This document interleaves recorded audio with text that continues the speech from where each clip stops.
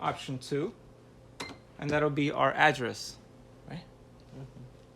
Our address here is 184 Bowery. So 184 regular input, space, which is your macro 1 key, and now we're going to type Bowery.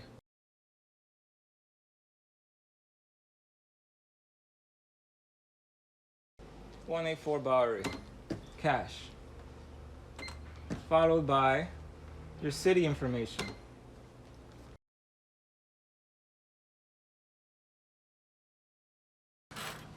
Three lines filled in. We're ready for the 4th line, business phone number.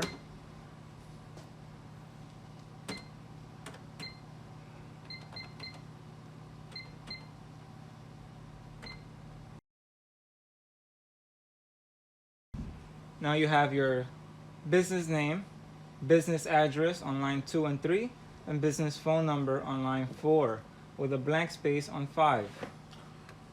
We're going to go ahead and go back all the way to the beginning of program mode.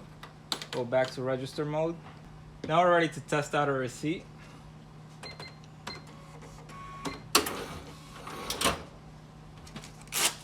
And just as we programmed, your business information should be right at the top of your receipt. Store name, store address on line 2 and 3, followed by your business phone number.